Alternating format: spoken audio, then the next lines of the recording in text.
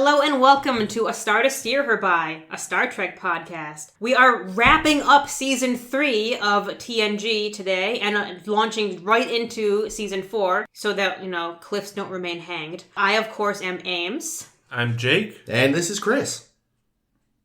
I am Locutus of Borg. Have you considered buying a Pontiac? I heard that he did that, and that's amazing. I love that is actually what he said on the set. I'm Michael Fisher. Hi, everybody. Hello, Michael. Thank you for joining us. I am so honored to be here because I hang out with you guys every week. But I'm on the other side of a speaker and can't talk back. Yay! This is a little bit creepy. Yeah, I know. Fans, He's got am dolls I right? of us. They do jerks. things. He just showed up here. He murdered Caitlin. Oh, yeah. Yeah. Sorry, rest in peace, Caitlin. We miss you this week. Yeah. Caitlin ran into all of the troubles, it sounds like. Yeah, so no, she's in quite Ireland. a few. Fascinating callback. Yeah, so back to the troubles, apparently. Don't worry, Irish reunification in just a couple years. 2024. Yeah, we're getting there. Oh, yeah. Then we will truly have the high ground. Sorry. Chop his Should I just arms go off. now? Or? You're much better than we are, trust me. You're fine.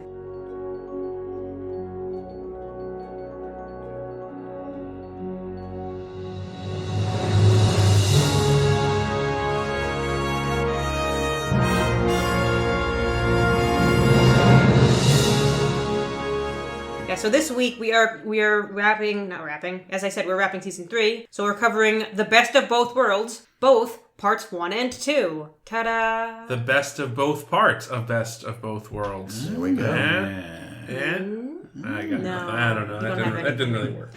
I'll synopsize somehow. We are checking out a crater where something has been and did some wrongdoings, and we have our new friend, Lieutenant Commander Shelby, who's an expert on the Borg, and we're staring at this big crater on a planet. It's being like, I wonder if Borg did this. Yup! This was definitely Borg, based on all of the experience we have with them. Somehow. It was explained. It was explained. Sure. Yeah, okay. It was explained. Shelby is an expert on Borg. She knows when Borg has been around, and she says, this is one, which means bad things are afoot. Let's go see if we can cut this off at the pass. And the other side of the ship, Riker, is being tried to take captaincy of, I forgot the name of the ship already. The Melbourne. Melbourne. Yes. He still does not want that captain's chair. And I joke that it's because he doesn't sit down right. Yeah. As he doesn't. And everyone thinks he's just putting off the inevitable. Riker, just take a fucking captaincy. Do the thing so that Shelby can come on board and be a woman on the bridge or something. We'd like some of those. Mm-hmm. He doesn't wanna, so let's fight the Borg instead. So we meet up with this Borg cube, and we start shooting it with stuff, and we start all these new high-tech technobabble kinds of things of using randomized spreads and putting the shields on certain things so that they won't figure out what the pattern is. Of course, the Borg is too smart for that, and they do some damage anyway. They kill a bunch of people, which isn't any fun. And they kidnap Picard, which you'd think anyone would do, but they really wanted Picard. So they take Picard away and they start Borgifying him up. The Enterprise pursues the Borg cube, catches up, they beam some folk on. Riker has to stay on the bridge because he's in command now because Picard's gone, and he's none too pleased with it because he really doesn't care for Shelby. But Shelby and Worf and Crusher and I think Data head over there with different colored phasers so they can blast 4 different guys before the Borg figure out the pattern. And they spot Picard and they say, oh shit, he's got fucking Borg stickers on his face. That means we can't trust him anymore. He's gone emo. Let's get the fuck out of here. So they leave and they're trying to figure out, okay, well, something's wrong with Picard. What do we do? And then Picard calls him up on the phone. He says, hey guys, I was left out of your party, but I wanted to let you know I'm Locutus, and fuck your shit! Riker, not knowing what to do, decides, well, fire! Just throw all of the new secret weapons we have at the Borg cube, and let the audience wait 3 months to see if it worked or not. Spoilers, it didn't work. 3 months later, when we get to season 4, after waiting and having all kinds of rumors about what was actually going to happen, I assumed that Wesley was going to take over, but I was wrong. We realized, okay, whatever the weapon thing that they wanted to do didn't work. Borg Picard is still in control and acting as the mouthpiece for the Borg. And they're on their way to Earth. Welcome to Earth.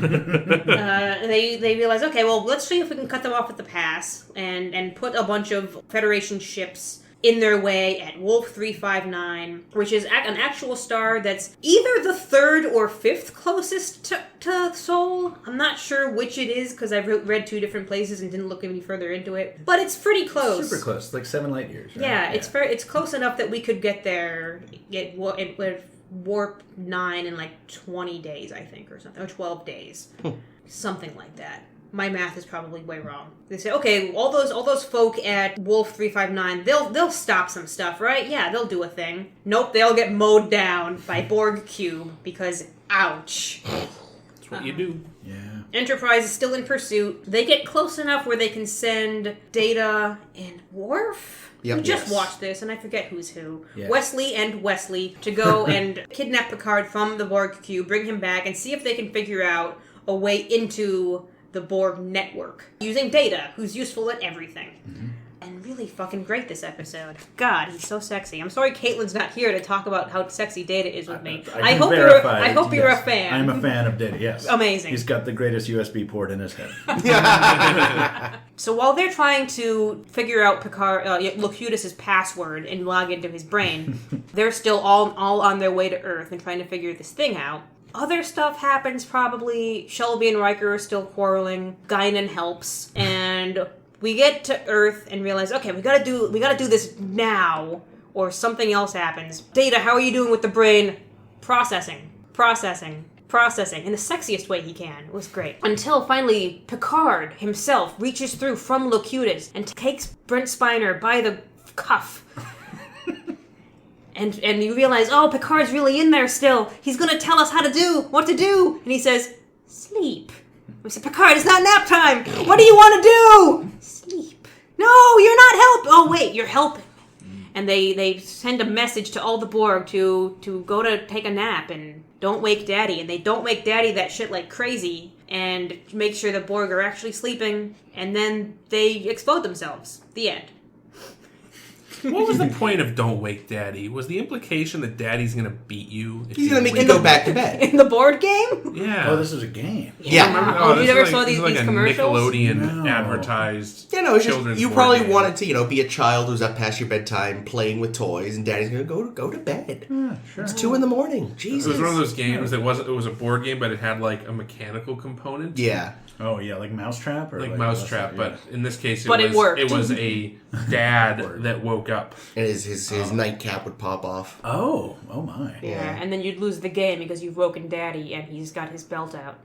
Yeah, well, that's what I'm saying. The implication is clear. I think he was just going to make you go back to bed. I don't think child abuse was involved. Maybe he would have, set his house to self-destruct for no apparent reason. or floated into a Borg cube. Right. Yeah. And get... never mind. Yeah, best of very epic. thing. Yep. And how cruel to make people wait for 3 months because they hadn't really done cliffhangers Best yet. cliffhanger ever or bestest? Of both worlds? Both, I'd say. Really. New Doctor Who has had a couple of decent cliffhangers. Yeah. Ouch. I say that to new Doctor Who's cliffhangers. But this was the first time Star Trek had ever done it, right? Had ever done a cliffhanger. Because Menagerie was presented... I don't know how they presented Menagerie in the original series. They were back to back, yeah. So this was the first time we had a big old season. And there's not really a cliffhanger in Well, Menagerie, even if it had been a 2-parter in the 60s, it was a mid-season episode. Right. So it would have been a 7-day wait, not this 3 odd months. And also, I always think about where we are in this episode at the end of the first part. Because you gotta remember, this is before internet. This is before, the closest you were gonna get to, insider information was, maybe Usenet, if you were. Or, if you were subscribed to a newspaper. But most people were getting it from, TV Guide. Yeah. And, you could totally... now, if they tried to do this, they'd be like, oh, well, They've signed Patrick Stewart signed for 4 more years, so, this is not going to happen. Yeah. They haven't, Shelby's listed as a guest star. But in these days, you could totally see they did everything right. They set you up with a new character, Shelby, and they set you up with Riker potentially leaving. Yeah, Riker potentially leaving, so they really kind of make you think, oh, it's possible that Picard's gone, that they've written Picard out, and now you're going to have a show with Captain Riker and Shelby, and they're going to have their conflict. And, and it would be an interesting show. I would watch. I would continue if they had done that. If that's how part 2 ended, I think you could do a good show with that. Sure, and also there was all of that set up in part 1. And you, of course, had this summer of waiting to see what happened. And the rumors were quite accurate about Patrick Stewart's talks having stalled with the studio or something like that. That was, or at least that was the widely held belief. It was like there's actually a threat that Patrick Stewart is bored and he's going to leave the show. But instead, he's Borg. Hey. But when they came back for part 2, I took a note on this because I was like, wow, they're really going through this whole thing where Riker has to go choose the first officer. And he's like, hey, Worf, I thought of you for this, buddy. And the Data, you're not the right fit, but you would have been great. And as you guys pointed out, he just walks right past Troy. Doesn't say a word. Doesn't even make eye contact. Yeah. Hey, Shelby, why don't you We all know how this is going to go. But we're like 20 minutes in or 15 minutes into part 2, and I'm like, wow, they're really stretching this out. Like, you actually could have sat there for part 2. And I don't remember how. I was, 6 or 7 when I first saw this, so I don't know how I was feeling at the time. But, man, if I was watching it in real time, I would have been like... My favorite thing about part 2, which I just read, so Michael Piller writes part 1 because he was really working on how to fit the Borg in, because the Borg, they're so fucking hard to write because there's no way to beat them. So you can't just make up an enemy that you can't beat because then the show is over. Right. So he writes up this great episode with Borg Picard as a way for the Borg to have a voice that isn't just all of them talking at once, which was still cool. And then he didn't know if he was going to come back next season, and no one knew what part 2 was going to be, especially Michael Piller. And he didn't even think about it until his contract was signed again. He's like, okay, now I got to finish part 2. How? Yeah. What? What have I gotten myself into? As a matter of fact, I read that he straight up had decided not to come back when he was finishing part 1, and he basically was like, he was like, "Fuck these guys! Good luck with part 2, assholes!" and had changed his mind. Yeah. And I love that the scene. One of my favorite scenes in all of Next Generation is Riker talking through his life with Troy in 10 Forward. Saying, what am I still doing here? Yeah. Am I too comfortable, whatever? And all of that is straight up Michael Piller talking to himself through Riker. Yep. Like, do I still want to be here? Do I still want to be working on the Am next I too comfortable? I don't know how you can be comfortable on Star Trek. It sounds like it was chaos every day. I mean, he'll be there for another 10 years, right? Because he was involved in Voyager. Was he? I think so. Yeah. I know he did DS9. Did he? I think so. He was listed, I think, as a creator on DS9. You're right. Yeah, I think so. Yeah, he was there for a long time, and so I guess he made it. I think that's cool. It was like he was out the door, and they was like, you know what? I don't need to ambition to be. He's got a great quote which I can look up later, but he's like, I don't need to do all these big projects. Yeah. Yeah, they didn't think of the whole Borg's interdependence can be used as a weapon against them until 2 days before filming was supposed to start. Really? Wow. On part 2? On part 2. Wow. Which is magical. And they decided, let's let Crusher and Troy, Beverly and Troy come up with some of these things so that the ladies can work. Word. Oh. Go ahead. No. I was just going to say, I mean, it's interesting that I like that was the solution, because it's obvious that the Borg are not the type of enemy that you can just shoot shit at, because A, they adapt, and B, now they know through Picard how to get around every type of attack you could possibly send to them. Yeah. And I love how they use that against him as well, where they're like, well, separate the ship. And Shelby's like, yeah, we briefed him on that. And Riker's like, yeah, I know. Yeah. He's going to ignore the saucer, and that's where we can launch our shuttle mission from, and that'll be great. Until you set off your fireworks. Which they love fireworks on Borg Q. It's 4th of July every day on Borg Q. It's just a shame all those exquisite, ceiling light fixtures had to go. Oh. What did she say? Yeah. Look at this. It's extraordinary. It's just It's like a 10-inch diameter pyramid hanging from the ceiling. My goodness. That's what it is. It's like on the old... I've waited my whole life to understand why that was familiar to me. They're deck prisms. Yeah. From old ships. Right? Oh, yeah. Yeah. That's what they look like. All right. Well, I figured that out. Extraordinary. I'm gonna make one and replace this light fixture with a Borg distribution node. Yeah. I only know what those are because I actually, in high school, worked in the Constitution Museum gift shop, and we sold replica ones. Yes. I've only ever seen them in gift shops. They're never, like, in the ships. Where do they just illuminate the below decks? Yeah, back on old sailing vessels, because, it was obviously dangerous to have candles and shit, they would have these prisms set into the top deck. And they would help filter a little extra light to lower decks. Ah, lower decks. Quality episode. Yeah, indeed. Anywho. But yeah, so the first half of this did a really great job of building up. Like, I've it's been a very long time, but I obviously know how these two went.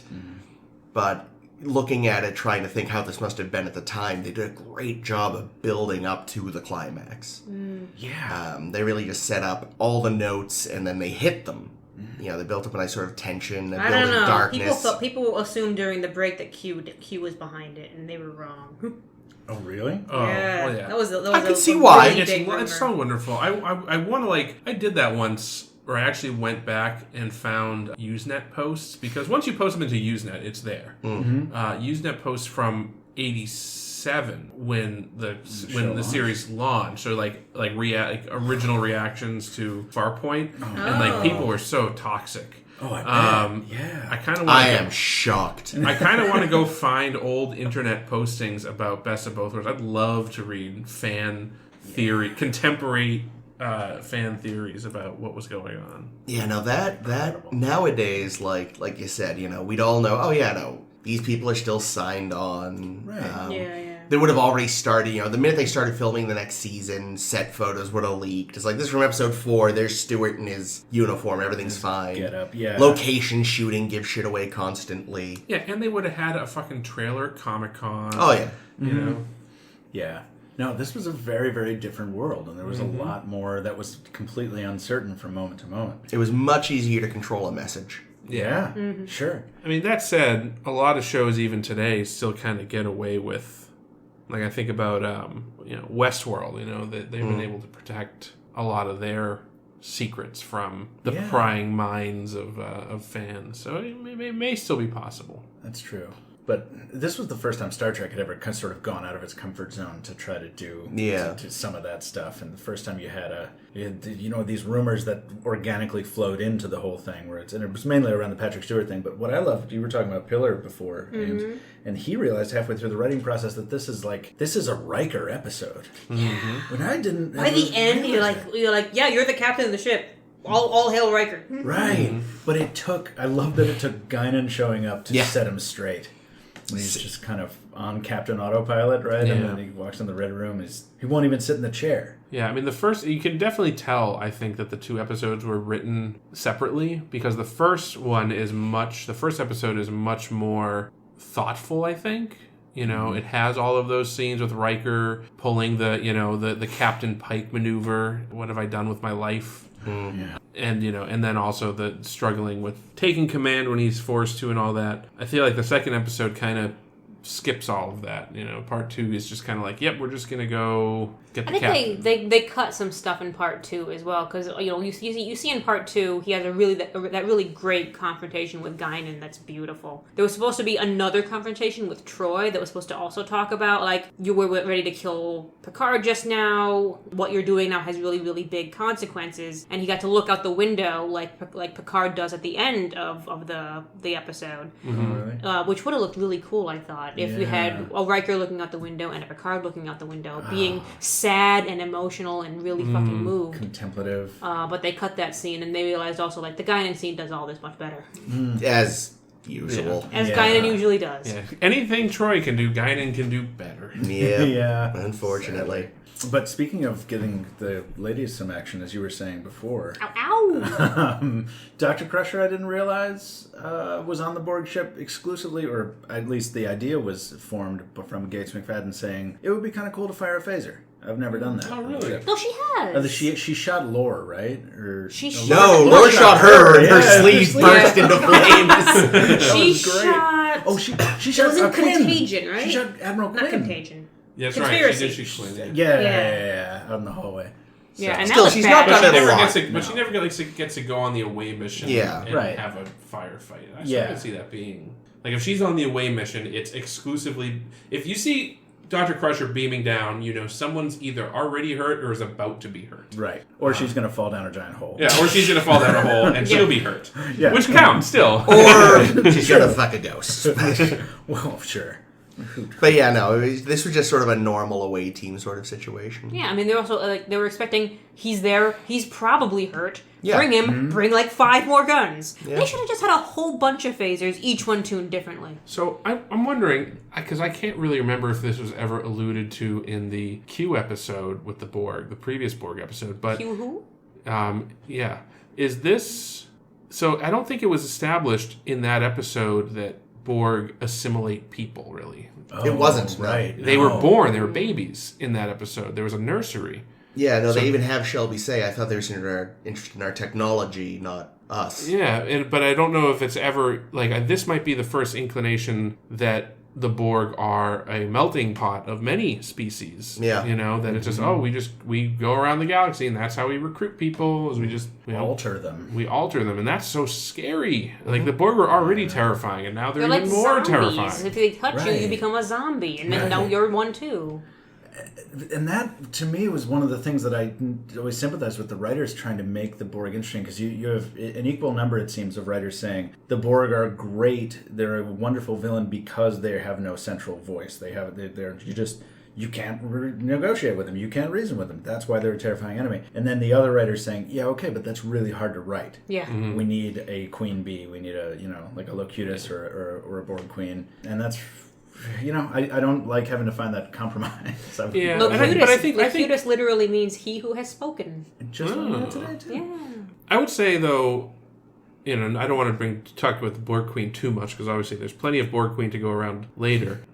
She's sexy too. But I don't know. I feel like I'm in the camp of I liked the Borg before the Borg Queen better than the Borg after the Borg Queen. Yeah. And I think like the Locutus was a good spot, a good place in the spectrum of non-hierarchical, completely egalitarian structure versus the command structure of the Queen. And I feel like Locutus, because you don't really get the sense that he's the boss. He's just, he is literally just the mouthpiece. Yeah, they somehow thought maybe they'll be more amenable to having their individuality taken away if one of their own people tells them it's going to happen. And I've got to believe they had a great plan to have him say some amazing stuff when he got to Earth, because, like, talking to the Enterprise, he's just kind of like, no, there are no terms. Just power down. We're going to come over there. Oh, no, you don't want to? All right, fine. Like, he doesn't do any incredible speaking on behalf of the Borg. No. So he gets to Earth, I imagine. I have plucked the rose. I kind of wonder if the fan theory that sort of having Locutus kind of gave the Borg a taste of hierarchical structure and therefore allowed them to create the Queen. But she's there in his flashbacks, though, right? She's on the Well, cube with him. but is it literally her, or is it? Is it the idea, or is it he using her as a proxy for the collective? Oh, maybe. This is I all don't stuff know. we get in the movie. Yeah, in first contact, yeah. I have to rewatch the movie. It's going to be playing at the MOS this summer. Yeah, we can debate the Borg Queen and the In nature of depth, Borg yeah, Queen. yeah. But it is fascinating, right? Because this is the episode that, you're right, takes us a little away from the original vision of the Borg in Q Who, where Q is sitting there and he's like, the Borg is the ultimate user. And the Borg are supposed to be just this technological assimilator. That's a good cue, Michael. Yeah, no, thanks. But yeah, it's amazing to watch them evolve. And before we get off of them, I will say that I love the conversation Picard tries to have with them. Yes. My culture is based on freedom and self-determination. Freedom is irrelevant. Self-determination is irrelevant. We'd rather die. Oh, and speaking of Bowel that, movements also irrelevant. That conversation, I realized this is the first time I ever realized this, that the Borg's, for all intents and purposes, catchphrase, "resistance is futile," is just one of the things. It's just a word. Resistance is just a word that Picard happened to use. Yep. Right. It's not like their thing. Like, he used it once, and they were saying everything is futile, and that's just one of the things that he said that happens to be futile. And then after that, it's like, nope, that's our word now. Resistance is futile. Well, they assimilated it. Yeah, they're like, Of course, Jake, you were sort of quite some time ago kind of dancing around this because we hadn't gotten to this episode. But now I think you can go full bore with why you particularly think the Borg are interested now in Picard. Okay. Here's my fan theory. Oh, I remember this fan theory. This is almost as good as your nanite theory. Yes. Now here it is. First time we ever even get an inkling of the Borg existing is when they're attacking outposts along the neutral zone, right? Mm-hmm. When before we learn that we're back. Yes. The audience couldn't see that No, pose. was that a? That was like, I don't know. That was like like a West Side thing? Yeah, kind of like a gangsta. I don't know. Sure. Anyway, Jake they're is the back. most gangsta. Get over it. Anywho, so the Borg presumably are attacking these outposts in the neutral zone, and then we meet them in Q-Who, and then we meet them again here. And it's kind of curious, right? Because we alluded to them in peak performance when we were playing our war games. Yes. Yeah, that's also true. So it's interesting, though, that the Borg have an obvious particular interest in Earth, in the neutral zone, and in now, evidently, in Picard in particular, right? So my fan theory here is that the other thing is, what else happens to be in the neutral zone that somebody might be looking for that would be a great tactical advantage? Oh, the Iconian Gateway, Iconia. So here's my theory. The Borg, at some point they learn that the approximate location of Iconia, similar to how the captain of the Yamato learned about it. Mm-hmm. But anyway, so they get information that, Iconia is somewhere in this area of space. So they go over there. They're looking for it. They don't find it because it's already been blown up. So they start heading back to where they live, their house. And Q, asshole that he is, sends the Enterprise over there. Sexy asshole that he is. The Borg take a chunk out of the Enterprise, analyze the computer, do a scan, do whatever they do, and they realize, this ship's been to Iconia. Their captain used the gateway. He's been through that shit. We better go flip a bitch. We're getting back that way. So the Borg fly back. And they're like, hey, we want to talk to Picard. Picard, you come over here and we'll let your ship go. Just come over. And he's like, no. And they're like, well, fine, fuck it. We'll take you anyway. So they take Picard and they're like, this guy knows shit.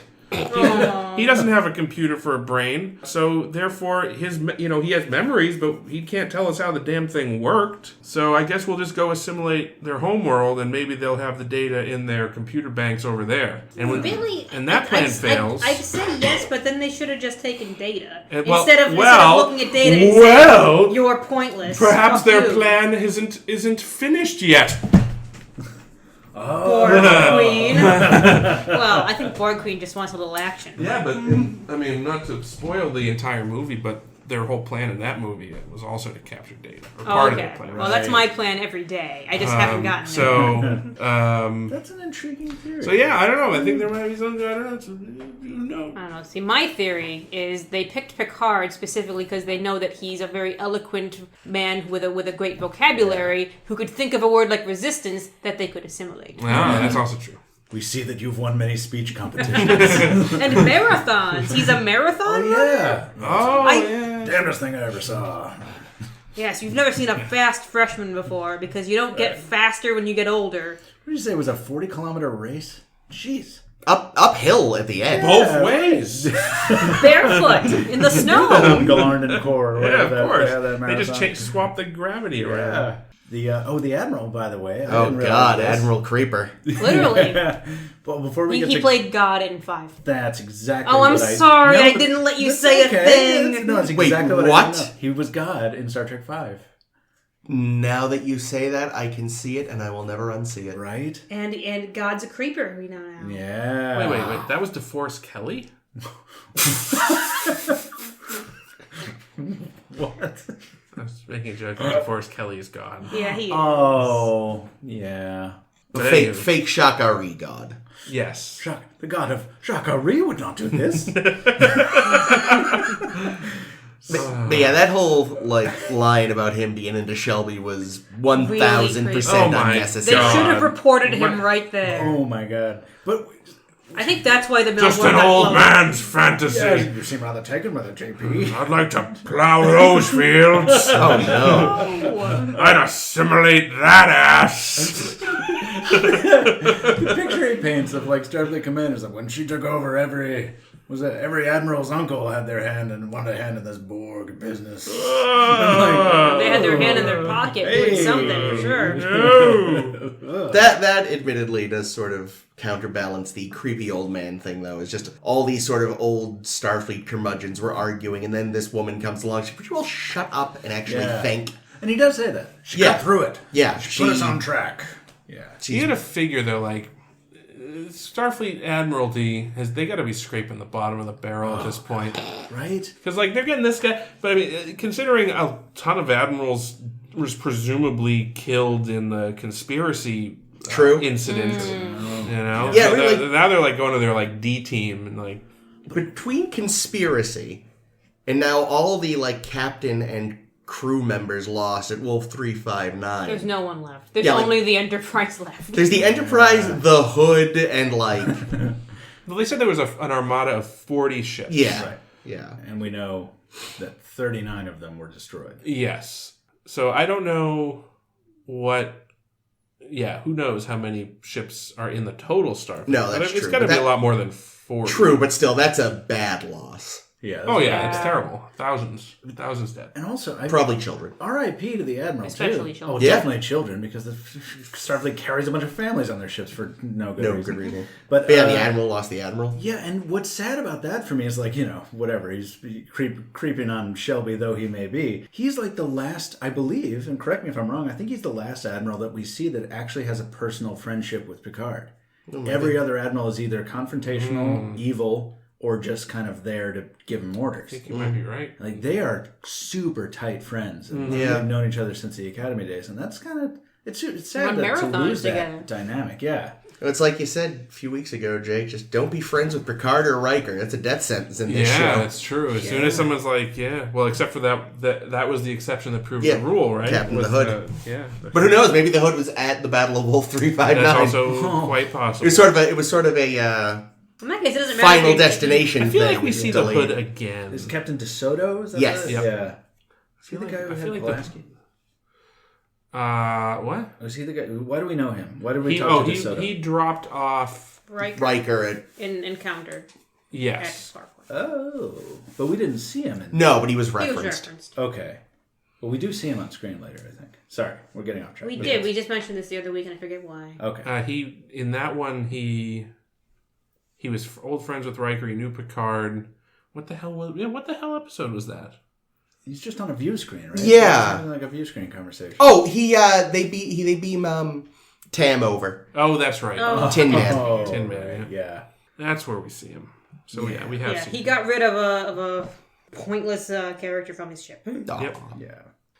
But yeah, that's an interesting thing because they will probably spend a couple episodes or at least a episode dealing with some of the fallout from this. But that's really on a personal level. You got to figure within Starfleet, this has to be the biggest disaster for the Starfleet since the binary stars. This is big time. Yeah, no, this bad is news. This is they probably had to really up the recruitment drive and lower the standards for a while. Yeah, I'm surprised they don't make a special dispensation to get Crusher in the academy. I Although, was going to say, they're going to get rid of Crusher pretty quickly, aren't they? on the one hand, you need a bunch of new people, but even then, you also need a bunch of new ships.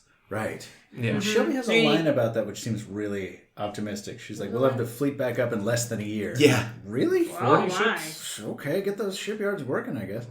But that does also give us the plants the seed for some DS9 backstory later. That's true, yes. And a bunch of new ships that we do see again in First Contact. Right. Yeah. Particularly partial to the Akira class. There's evidently going to still be a shitload of Excelsior classes. Yes. They just made so many of those things. It's like the Jeep of the Starfleet. Seriously. Workhorse of the fleet. Well, you notice, the Admiral was probably on one, because the red alert he had behind him was like a movie era. Well, also, he was on that ship when we saw him at the beginning of the episode. Oh, yeah, that's right. It was That's Excelsior right. class, so. Yeah. And also during the battle, the Melbourne was destroyed, so good thing Riker didn't take that job. Indeed. Yep. He's got That's super the first thing sad that eyes. went through his mind before, oh shit, they're all dead. Yeah. And that, If in the like their last dying words were, "If only we had a captain with a beard." Yes, they went to Wolf 359 and just sat and be like, well, What do we we're do? Who's in charge? Thankfully, we get to see. Apparently, the battle was too expensive to film for this episode, which is why I'm they didn't sure, do yeah, it. yeah. So we do get to see the battle later again in DS9 when we come Yeah, back yeah, to this. that's right. I think we get to see the Melbourne actually shot in the face. Oh, do we? Yeah. ooh, that'll be I think fun. it's that Excelsior class that rolls up and gets phasered to head in pieces. Yeah, I couldn't find how much either of these episodes cost to make, but I know that they let the purse strings out a little bit because they're like, it's a 2-powder, give them more. Mm-hmm. They're like, yes, Borg money, delicious Borg money. I wonder if that's also part of the reason, other than the awesome cliffhanger, that splitting an episode like this across 2 seasons probably helps with the budget. Yeah. Oh yeah, and then they got to up their marketing and be like, okay, now that people might watch, go, make it interesting. And I found it so gratifying to read all of the writers' room reaction to this episode, because before this, it inevitably been compared in the press over and over to the original series. Does it measure up? Is it great? Even after a really great third season, that was still, in this episode, they come back to time and time again and say, this is when everything shifted for us. This is when we finally were Star Trek. And Yeah, they were their own. Yeah. There are also, too, some, you don't get a great look at them, but some wonderful weird ships, or what's left of them. You get to see a couple of good pieces of debris. Yeah, but they if you go online, you can see the original versions and just slapped together from bits of Galaxy models and Excelsiors, and there's Isn't there one that its nacelles are like famously a highlighter? that is the USS Chekhov.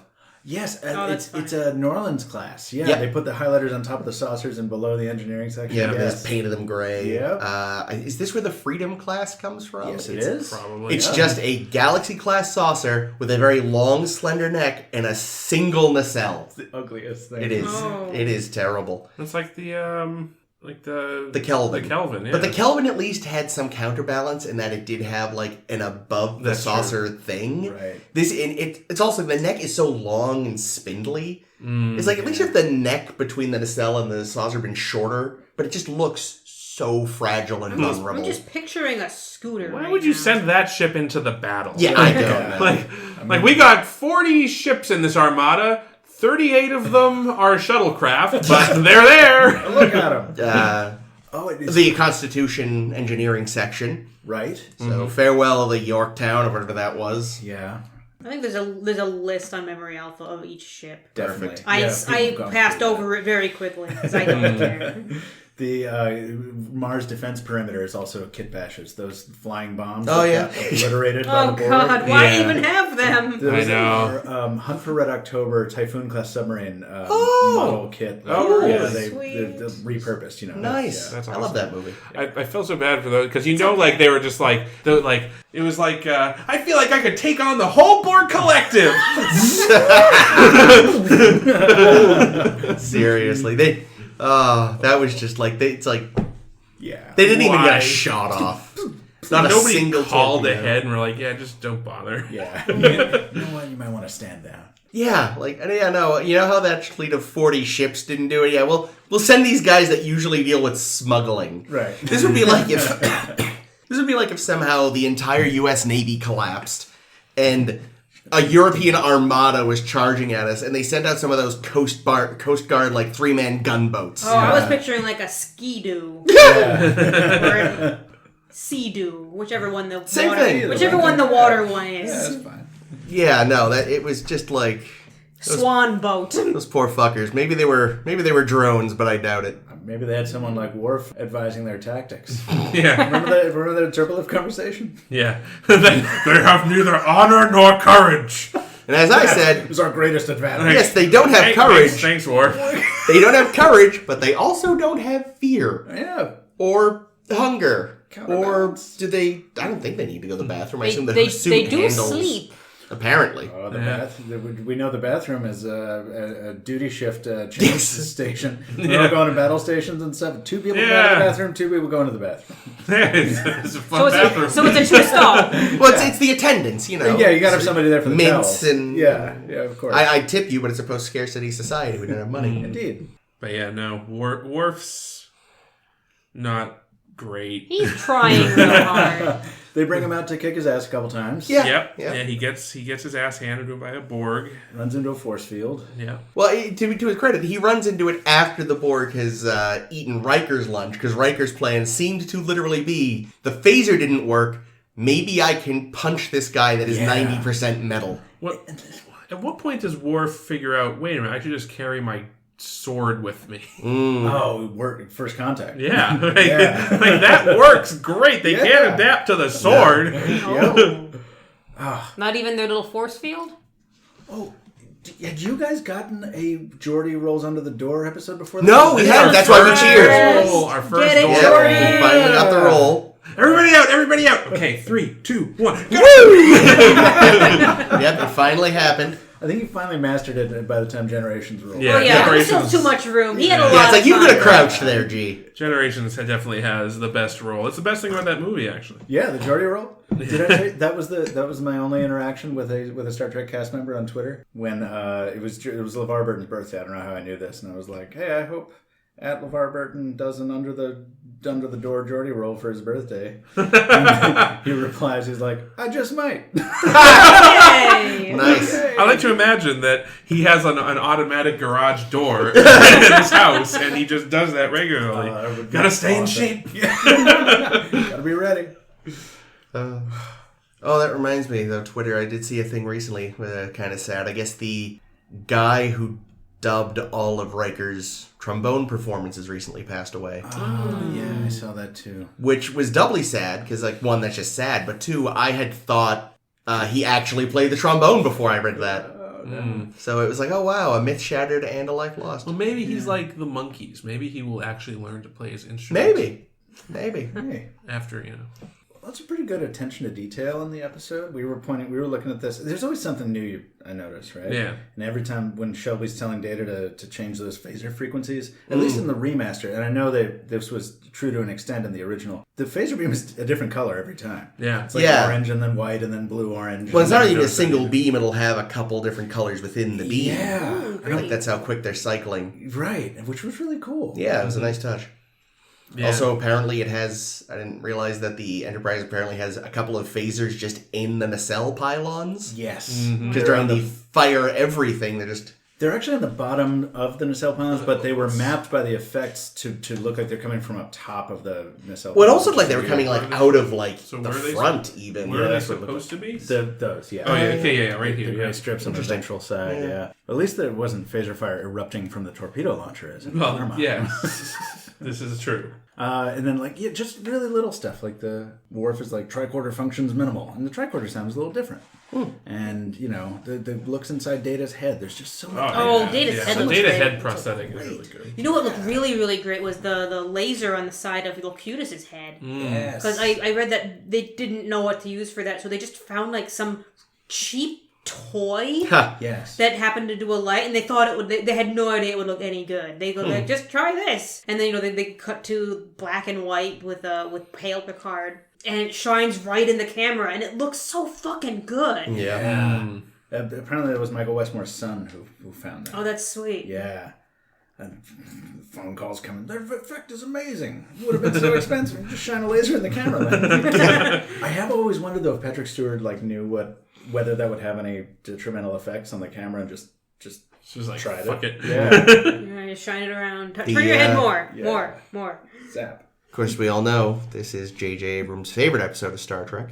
That's true. So the Lens flare. lens flare. First major Star Trek lens flare. Right. Yikes. They can't all be gems. But yeah, I want to say one more thing about Riker before we move on. There is that great moment on the bridge when you said in your wrap up where he's like, I want to go lead this away team. I'm going to go get the captain back. Yes. And Shelby's like, no, you're not doing that. That's stupid. And he's like, shut up. I can't stand you. So it's like, no, actually, she's right. You're the captain. Your place is here. I don't know if it's the editing. I don't know if it's a decision that Frakes made. But he just kind of turns on a dime. Yeah. He knows he's wrong and immediately, he doesn't double down. He's like, no, yeah, fine. Shall we go take it? He remembers every time he gave Picard that speech in seasons 1 and 2. Right. Yeah. Right. I love that moment because it's one of the reasons I like the guy so much.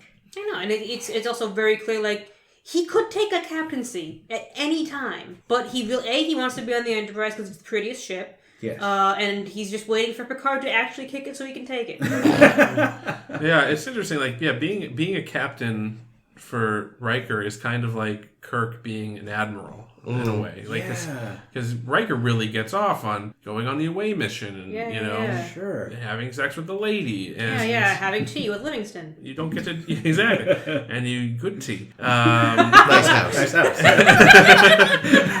And you don't get to do that much of that. Well, I guess you get to have the tea, but the rest of it you don't have as much as a captain. So. Right.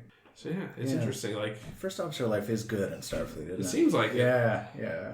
Again, I think that they did a really good job with this episode in terms of making you doubt that it was going to have a happy ending. Yeah, for there were stakes at all times. Yeah. Even for like, what was I going to say? Nope, it's gone. But, something Wesley. Oh, yeah, because by this time Wesley had decided Will Wheaton had decided to leave the show. Yeah, I think they knew he was going, and that's why a lot of people were saying, like, maybe Shelby is going to stick around, because what do we need Wesley for if he's not wearing his sweaters? Yeah. That was one of the potential endings. They were going to stick Wesley in a torpedo tube and just launch him personally at the Borg. Yeah. With a bunch of rocks from the ceiling of the ship. Have you guys seen the theatrical releases when they've done this in movie theaters? No, I haven't. I managed to see it once, and it was amazing because this thing blown up on a big screen is like, this is a movie. This is great. Yeah. Except it is weird because they have to cut out the in between bridge. So it's like, Mr. Worf, fire. And then we just had kind of a regular commercial fade and then come back up. And I'm like, no, I wanted 10 seconds of really elaborate, loud music. Wow. That's an interesting thing. I for some reason, it's been a little while since I've seen this episode, and I always forget. And every time I see this episode, I always forget how long after he says fire they actually fire. Yeah. It takes a good 10 or 15 seconds for them to warm up. It's almost like it's almost comical. It's almost like a joke. Like, you wanted it to fire now. Okay, I'm turning it on. All right, it's spinning up. Scan lamp is warming. Yeah, exactly. Like, I always find it funny that it's not just like, it's just like, fire. And there's like silence, like they're still looking at Locutus on the screen. It's like, and he's just waiting too. He's just like, something's supposed to happen. Please stand by. That's true. You will be destroyed momentarily. Is this the first time they've used the deflector for a different purpose? Is this the first time they've used the deflector for any specific purpose? Maybe, yeah. Because that becomes a wonderful. Oh show. yeah. It becomes fixes everything. Dual. Yeah, deflector is to fucking Star Trek as the sonic screwdriver is to New Doctor Who. Yep. It's a magic fucking wand. I mean, and you can reverse its polarity too. I mean, you can do all kinds of shit with it. Yeah. Change its colors. Yeah. Yep. Have a great time. eventually you get a slightly... the deflector dish on the D has always creeped me out. Yeah? It looks like a diseased eye to me. Because Definitely looks like an eye. Yeah, like it's got so many layers in it. Yeah, like I much prefer most other... Like I like just a nice, solid, like the a deflector... glowy bit, like on the motion picture? A nice solid glowy bit, or even the one on the E is just because... Oh, that one's all nested in its weird crevice. Little That's eye. creepy. It is, but at least it's just like a solid orangey red thing, so it looks less like an eye. It's just kind of there. Yeah. It's not perfect. I mean, at the end of the day, it should just be a nice, smooth, just... Gradiated Yeah. color. It's charged with anti-protons. Yes! Right. Destroy half the ship. But, Why? Who designed this shit? Scotty. why is this like this? It was in the episode. Well, we have to strap a bomb to the front of the ship for reasons. I mean, it makes sense, though. If it's something that can knock shit out of your way at warp, I guess it would have to be, what is it? You said fail dangerous. Yeah, that's true. Yeah. Speaking of failing dangerous, so right up at microseconds before Riker gives the order to fly the ship into the ship at warp. Pull up Admiral Hodo. Yeah. Holdo, I what's thought her that name? Holdo, yeah. That's what I was thinking of. I was like, oh yeah, they're gonna go. Somebody should do a YouTube version where they just take those two clips and just merge them together. Yeah. So he gives the order, and then it just cuts to that silence. I did love the look on Wesley's face when he realized, oh great, we're kamikazing this shit. Well, we really did tear it up this episode, I thought, because I was watching him react to stuff because he has 4 lines, but he's always forced to react to really horrible things going on. And he was really heartbreaking to watch at points, especially at that point. Yeah. I don't know, his sweater is so baggy and I can't tell if they're doing it on purpose. I just Or think if it's that's not just well him. fitted yet. In his uniform? His uniform? Yeah. No, he looks good in it. It's a little too big for him. It's really Is big. it? I think It's so. still better than anything they've had him in before this This point. is True. true. It's true, but it's interesting because it stood out to me too that it's not there's the Whenever, scene in whenever he was engineering. standing next to Chica, Yeah, that's what I was thinking because hers is very fitted. well, Lucia. yeah, hers Yeah. hers is well filled. But the women's in general are more fitted than the men's. Yeah. Of course they are. And they're not wool Gavin, right? They're, Roddenberry yeah, wouldn't they're have it synthetic. any other way. Yeah. Speaking of Roddenberry rule in place not at all in this episode. No, that's true. A lot of With, interpersonal conflict. Yeah, everyone's angry. Yeah. See, it's okay because she's an outsider. Oh. Yeah, that's how I was gonna justify it. Yeah.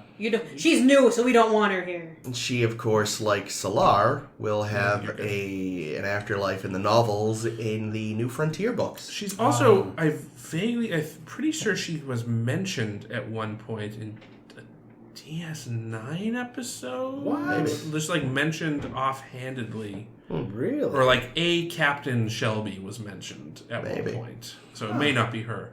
Well, she eventually becomes captain in the novels. Yeah. Yeah, I know she's supposed to definitely beat Riker to captaincy. Well, sure. Yeah, he takes 1,000 years. He'll never get out of that chair. Yeah, exactly. That's the real thing. Sit down. The delay this time, he's probably like, you know what, I will be a captain. They're like, sorry, we are out of ships. Yeah. Yeah. Oh no! The last one went to a Shelby. You can have one of those sea-doos. Although, Yeah. to that briefly, I meant to say earlier, you can kind of see why he'd turn down the assignments, though, if only because it's you're on the Enterprise. It's the flagship. You get to do the crazy shit. Yeah. The one he was offered earlier when his dad was around was like, you're going to go do a mapping mission 16 months away in an area that we've never been to, but it also might suck. Mm-hmm. He's like, I'm good. We don't know what the Melbourne was up to, but we know it got its dick kicked in. Yeah. It's an innie interesting. now. It's true. Oh boy. Oh. It probably, it hadn't been doing anything interesting before. It's probably tooting around like the Hood. Right, because it's an old-ass Excelsior class ship. Yeah. Picard's trying to talk it up. It's a fine ship, Will. There's only 487 like her. And that's after the Battle of Wolf Right, 359. 481. Yeah, no, it is interesting though because you're right. I could see from Riker's perspective how remaining on the Enterprise, and he's got to be thinking man, Picard's gonna have to kick at some point, right? I'll wait it out. Rotate in. Yeah. War fire. Yeah. Oh. He's like, he's right here on the bridge with us. I don't care, fire. We talked about the guy in bed already, but I did love the point that she made. She's like, did he ever tell you how we met? And he's like, no. Oh, I'm gonna save that for another episode, but I'll just tell you that we're super close. We're into some kinky shit. Yeah, but we're super close, and it's way closer than you're ever gonna understand. And I've already written him off, so do your job. Oh, Guinan, badassing every day. Yeah. But she knows something that Riker doesn't know. What is it? Damn, I never thought of it that way. Yeah. Oh, I just good. realized this. She knows how this is gonna go. She does. What? Because otherwise she wouldn't. Yeah. I think I know what you're getting at, but we'll talk about it off air. Wow. No idea. We should talk about it off air without spoiling it. I am almost as lost as you. I think I have an idea, but I'm not positive. Never thought of it. Yeah, but that's really interesting. Yeah. Is Guinan from the future? No. Has Guinan seen Picard naked? I hope not.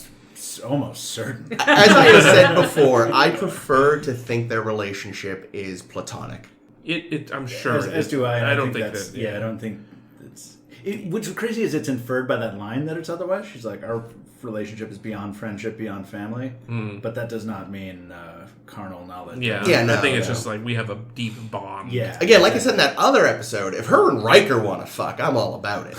But They were so sexy together. I much prefer the idea that their relationship is completely platonic. Remember when she and Riker were flirting when they were trying to teach Wesley how to flirt? Yeah, that's the episode. It's where so it's like, cute. like I never thought of it before, but now I want them to fuck. Yeah.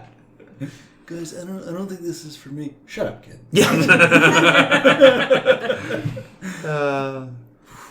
All right. Well, what else do we have on? You know what we thought was adorable? Locutus's little tour of the Enterprise of yeah. what people he will assimilate. Yeah, when he's in sick bay. You are Klingon. You will be assimilated. Like my species. You're a Ensign lionfish. Ricky, You'll be.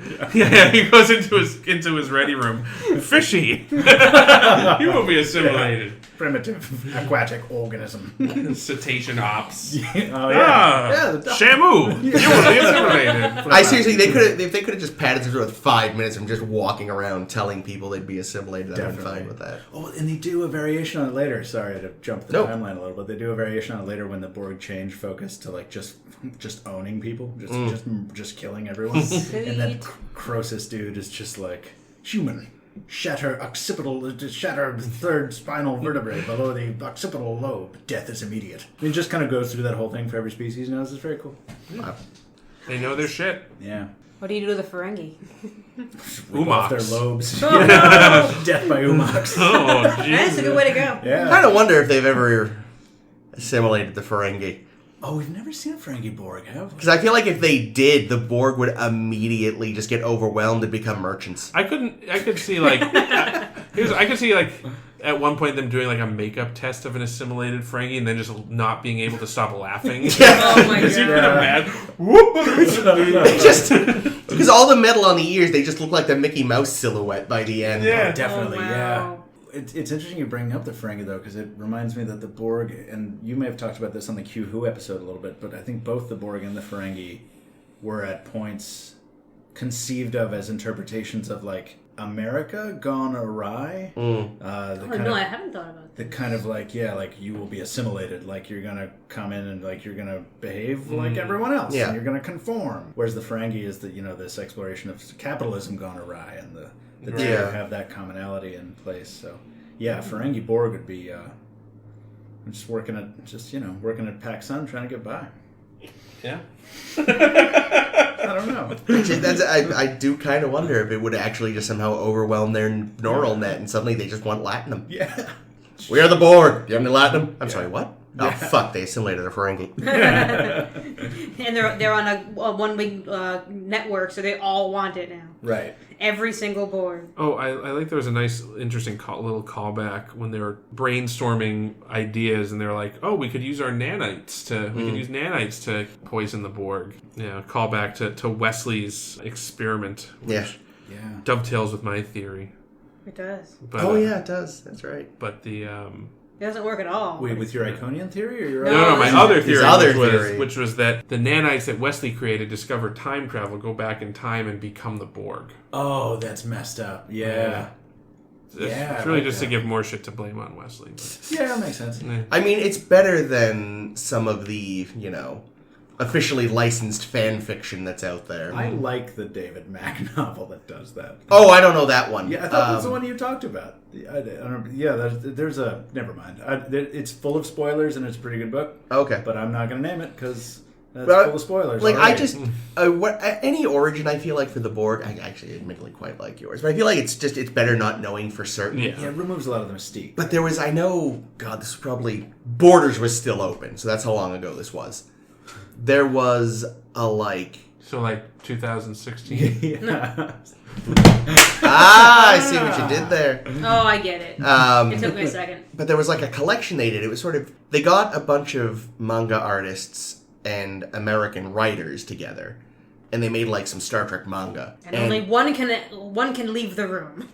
And one of them gave an origin to the Borg, where it turned out that, Bones accidentally helped create them when he helped cure a terminally ill little girl. Oh, no, that's the word. Yeah, no. Still love him, though. It's that old lady. They got it wrong. It's the old lady from the hospital. Yes!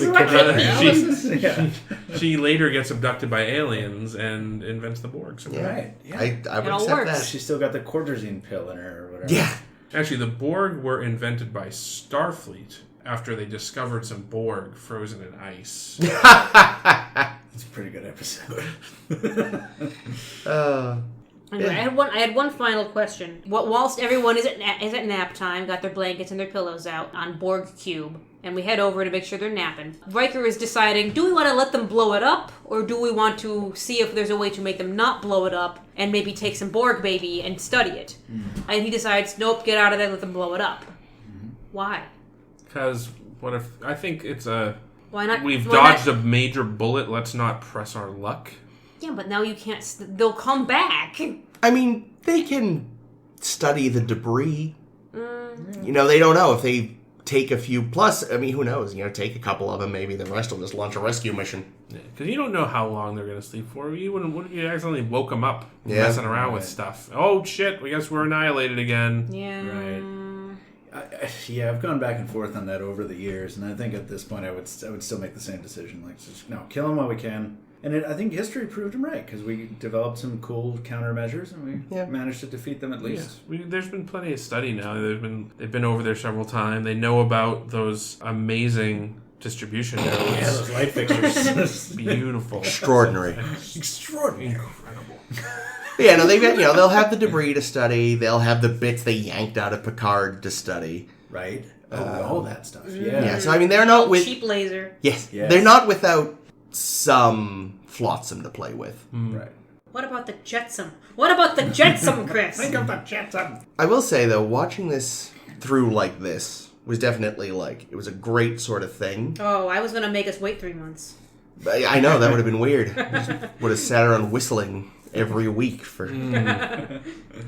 But, thinking about it as, people would have watched it at the time, it's been 3 months, and I feel like things get wrapped up almost too handily. At the end of part 2? Yeah. Yeah. It felt... It's funny, because a lot of two-parters in, not just Star, just in general, in media, you sometimes watch a two-parter, and it's you're sitting there through the first part, and you're like, this didn't need to be this long. This is being stretched out so they can have a two-parter. With this one, the first part was, perfectly paced. Yes. The second part feels a little more I think the writing staff agrees with that, too. We didn't- Pillar himself says, part 2 is trash. It's not trash, but it's... They weren't proud of it. Part 1 builds up so... And that's probably, again, it's sort of a writing yourself into... They wrote themselves into this horrifying corner. No. Pillar wrote everybody else into a Yes. corner, and then forgot to actually quit. Yes!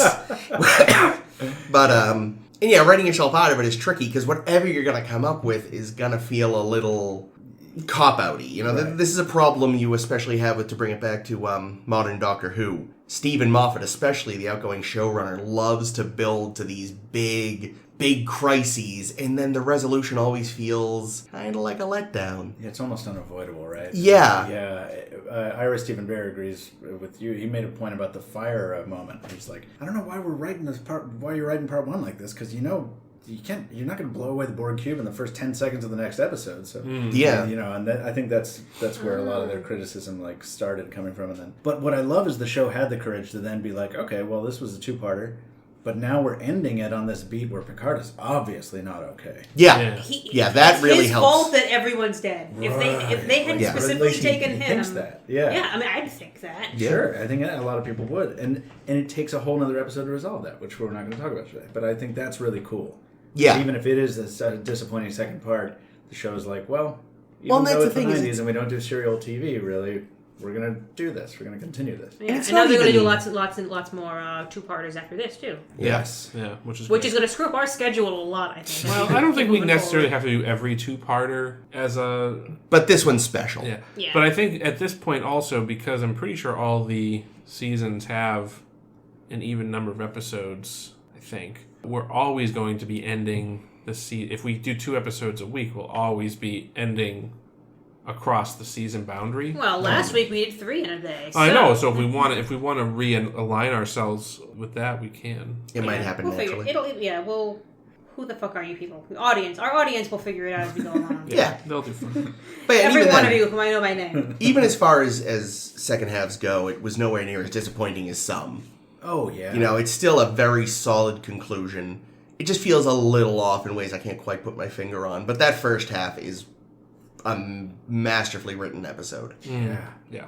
I think the whole thing works really well. It does, I yeah. As a appreciate- unit, it works great. But I could see, coming back to 3 months and being like, oh, good, everything's resolved. Yeah. I had 3 months to build it up in my head, and it got a bit fancy. No, we got to see lots of Picard being fucking zombied out, which is Oh, fun. yeah, no, don't get me wrong, it wasn't bad. But I could see, having had a whole summer to sit on it, creating your own scenario, which would have been a bit... Elaborate. that they never could have done. Right, exactly. Yeah. Oh, Shelby and Record didn't hook up? Interesting. Weird. That is Yeah, actually a little unexpected. strange. If you were a fan of the Type 2 phaser like I was, endless scenes of that being used to True. blow away Borg. That was a great time. Rewound that. And honestly, I have to give props to a lot of the actors that did the Borg. There's that one guy that was like, "Ah!" Yeah. The one guy who folds his knee back on it. So Yeah. I was like, oh, that can't be comfortable at all. That's The- a good fall. Some of those designs, man, I forgot how creepy they could get. Oh, Oh, they're gorgeous. The ones... I love the ones that don't have either eye. Those are my Ooh. favorite. And the ones with, their molds on this shit, Yes. those are I don't think they end up using those a lot in future. Then on the opposite side of the spectrum, the kind of goofy ones with the coiled hoses off the top of their Yeah, there was one guy that just looked like he was wearing a ribbon.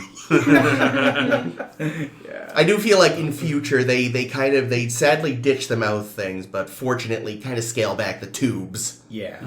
Actors probably kept fucking catching them on things. Probably. Yeah, and we don't see much else of much more of the Borg. I don't think. I mean, we get there's Descent. Spoilers. There's iBorg. There's Spoilers. Iborg, which is kind of a prequel to Descent. Yeah. But then Voyager comes along. Yeah, Oh it's boy! TNG, and then there's obviously First Contact, and then Voyager. It's Borg of the Week. Yep.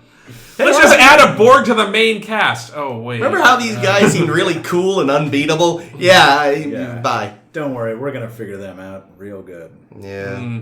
It's sort of the opposite problem with Superman, where he became so powerful as a character that DC regularly either has to have some sort of contrivance where he has his power scaled back a little, Yeah. or they just have to create enemies that get bigger and bigger and bigger until it's ridiculous. This. It's the opposite end, where it's like you've got this enemy that was so huge, but then they were appearing so often that it was just like... Watered down. Yeah. You're like, I swear to God, you're about as threatening as Ferengi at this point. Mm-hmm. At least Ferengi are funny. Sometimes. All right, shall we do our tops and bottoms? Yes. Yeah. Yes. It's that time. Yeah, this is a hard season because I feel like anything on our bad list would have made the top lists of seasons 1 and 2. Well, Yeah. Well, I don't know Maybe. if I'll go that far, but So the problem is, I've got my 3 worst nailed. I've do. still got 6 candidates for best. Chris, 6. My. cut it in half. Just I like the had first 3. 6, Done. but I cut it down. I had 10 and I cut it down. So I have a question. Yes. Given that this season includes 2 of the most widely regarded Next Generation episodes ever. Well, I don't know what ones you're talking about yet, because we haven't talked about it. Given that is the case, I think, is that sort of cheating allowed? Because I haven't had 4 in my top 3, but only if I omit, because I want to be, I don't want to just say the same thing everyone else is. Yeah, I felt kind of the same way, and I kind of censored that a little bit. So did I a little bit. Okay, so is that what we're yeah, I mean, do? I don't know. If you, I would not do that, but I also, because I feel like the top 3 that I ended up settling on are my top 3 personal favorite episodes. Okay. So I'm still happy with it. Nice. All right, I got it narrowed down. Great. So That was shall easy. we start with bottoms or tops? Let's start with bottom so we end on a more positive note. Great. Michael, congratulations. You're going to be the first guest we've had during a season That's wrap. right. Oh, You man. get to- you're the first guest to do a top and bottom. Hey. Yes. Well, good. I'm stoked. Who goes first in this kind of situation? Random. Yeah, we always kind of shrug and pick someone. Jake, you start. Yay. All right. Good choice. All right, so this is my bottoms, and the more I think about it, the less I'm rethinking I'm second guessing myself. In fact, I'm going to change. I'm going to change right now because Wow. On the fly. the more I think Live, on air. the more I think about it, the more I'm like, this episode wasn't very bad. It was actually okay. It was really just shitty acting. Like, as an episode, it was fine. It was going to be the Ensigns of Command, but that's not a terrible episode. It's just got really shitty acting. Yeah. And a Void VO replacement of. Oh, yeah. Really distracting voiceovers. Yeah. So I'm going to not say Ensigns of Command. I'm going to swap in one of my honorable mentions and say Transfigurations. Oh. In my bottom. Another bad choice. My next one's going to be The Vengeance Factor. I hated that one. A la Utah. Oh, yeah, that one Fucking was Utah. dumb. Yeah, Utah. Go and get shot. And then possibly controversial, The Captain's Holiday. Really? Oh, wow. You don't like Picard getting his rocks off with Vash? I just thought it was a boring episode. That's fair. Even that's with fair. Rom? Even with Rom. If I also have Captain's Holiday on my bottom list, can I share a brief factoid about that episode? You Of course absolutely you can. can. So that's mine. I don't really have any other color to add on those. So. I think you should go next in that case. Yeah. All right. I agree. Captain's Holiday is on my bottom 3 list as well, even though it's a fun romp from time to time. I mean, like, whatever. That episode was originally written by Ira Stephen Bear, and it was supposed to be Picard going to Risa, which, by the way, was going to have holodecks, which would, like, give you programs that it thought were important to you. And it Okay. was supposed to be an episode about Picard getting terrified of getting old and getting a desk job while Riker took the Enterprise. I think we said that on our episode. Did you? Yeah. I don't remember. I don't remember. This is the first I can recall. Well, talking about this. that's because Jake doesn't I listen probably to my wasn't paying talk. attention. You mentioned it was going to be like a That's- sideshow thing. Yeah. See, But it sounds like it was going to be a lot more major originally. yeah, but the whole like shotgunning of that or canning of that idea was like Gene Roddenberry called him in and was like, we're never doing this. And 3 days later, Patrick Stewart called him in for a lunch and was like, we're never doing this. And Stephen Bear was like, what the hell? So he was really not happy with the final result of what that episode became, and it led to him leaving the show, or it led indirectly to him leaving the show. So I'm Only with to you come back on that. and do something better. Because DS9 was what he was allowed to, he was allowed to do what he wanted. Yeah. So Captain's Holiday leads me off. I think this is in the proper season. Menage a Troy is Oh, yeah. right on there as well. That was Yeah. an honorable mention. Yeah, I didn't hate Menage a Troy. Yeah, I like that it I got, didn't love it. I like that it got Wesley into a proper uniform. I thought Yeah, that was the best part of it. So. And it got Luoxana out of her. Hey. Hey. And of course, the price. Not a big fan of Oh, the the price. slime ball showing up to Ooh, to get into Troy's. get into Troy's Area. business. Yeah. But also, all 3 episodes I would watch and not hate. Yeah, This is such a great season. These are Wait, which one was the price? Stable wormhole. Oh, that was the Outside season? Stable. Okay. With the Ferengi. Jeez. The Ferengi go in, never to be seen again. Well, Well, about that. Don't tell Caitlin, she doesn't know yet. Okay. My bottom 3, in no particular order, because, I'll take Jake up on his offer, but and actually say the, which one is it? The Ensigns of Command, that's the one. Because I just didn't like it. I think the voiceover was awful. I think it was bad use of data. hey, And... my grandfather. Nice. Yeah. And I would like it to make a bottom 3 list. Thank you very much. That's fine. I'll also agree on Transfigurations, which was just boring and kind of a nothing. and didn't use John Doe in normal ways I thought were going to be good for a good episode. And the vengeance factor, I think, is trash. Utter trash. Utah is pointless, and Bev made every wrong decision. So my worst, from least worst to worst. Number 3, this is going to be controversial, at least within this group. Who watches The Watchers? Wrong. Wow. Wrong. Which Chris is out of the podcast. That's okay. We can all have opinions. That's exactly right. my thing with it is just that I We can all have love wrong opinions. the idea, but I just felt like the execution was deeply flawed. And that it hurt what was a great idea. I get it. 2, The High Ground. In an attempt to discuss a very delicate, nuanced subject, they failed miserably. Remind me which one the high ground was. Terrorism, the Troubles. Oh, yeah. Bev gets Stockholm Syndrome. They didn't tell the story well. It's the people who use the mycelium network to transport. Yeah. I like that idea. Mushroom hoppers. And worst, Transfigurations. Wow. Which felt like a first draft script. Wow. Jeez. We get 3 votes for Transfigurations. That's interesting.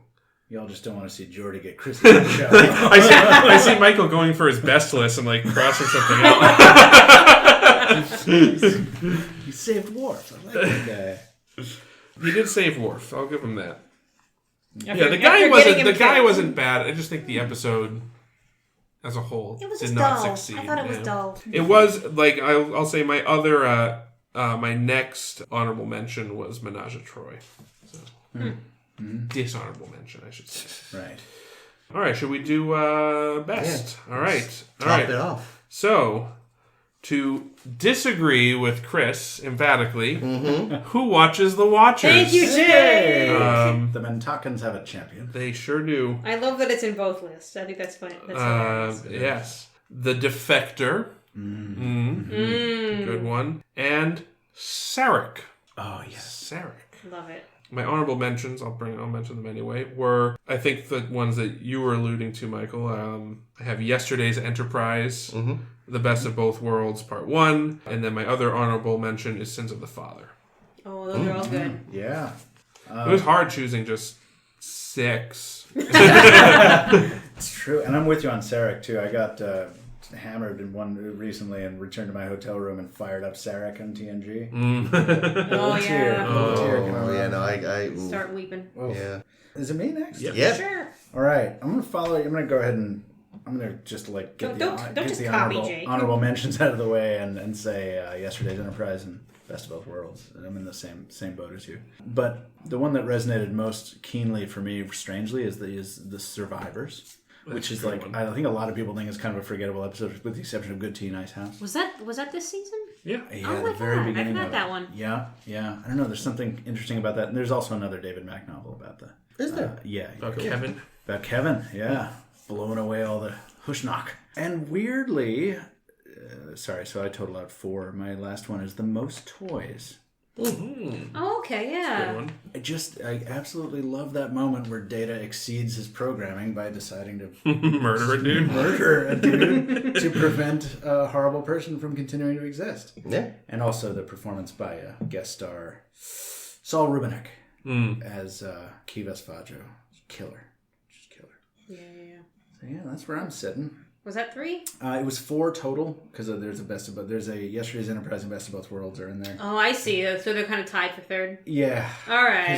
Because you just can't not. I'll allow it. You're a guest. We won't make you pick a firm 3. Sorry, I can't. Oh, you're right. No. Yeah. Okay. Yeah, it's okay. You get special dispensation. Thank you. Plus, you brought us presents. Yay. Yay. We have to go we'll do into the our presents presents Yep. after this. Yeah.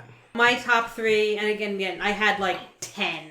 So I'm not even going to bother with honorable mentions because there were too many of them. Yeah, I had so many. Number 3, because I just have to. You probably already know what I'm going to do. Deja Q! No. Woo! Really? I just love Q. I love Q. I love Q. And also, I usually really, really hate the fun episodes, the comedy episodes. And this one, I so did not hate that I loved it. Deja Q is so good. It's so good. It's amazing use of Q. You get to see John Delancey's butt. Yep. Oh. All good things. I'll agree with Jake and say The Defector, that it was really, really hard to pick between that and The Enemy. Yes. The enemy is also really good, but I can't have all the Romulans, can I? Can I? Wait, I can! No, I can't. My number 1 is Sarek, because I fucking wept. Mm-hmm. So my tops, which a lot of things that didn't make the list were also either on other people's lists or almost made other people's lists. But my ones that actually made it, Sins of the Father, Nice. Mm-hmm. Best of Both Worlds Part 1, incredibly well written, and Sarek. Wow. Nice. Is that a clean sweep for Sarek? Did you have Sarek?